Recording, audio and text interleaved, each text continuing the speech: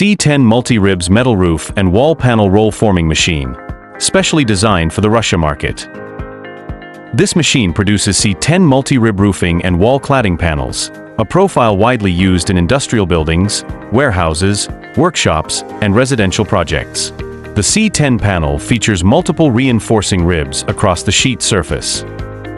This ribbed structure improves strength and rigidity, ensuring stable performance under heavy wind and snow conditions, which is especially important for cold climate regions. Now you can see the machine in operation. The metal coil is smoothly fed into the roll forming system and gradually shaped through precision rollers. Each forming station ensures accurate rib depth and consistent profile dimensions. The machine processes steel coils with a thickness range of 0.3 to 0.8 millimeters, delivering stable forming performance and high production efficiency. As you can see, the rib spacing and overall width are precise and consistent, meeting production standards and customer specifications. The cutting edges are clean and smooth, ensuring high-quality finished products.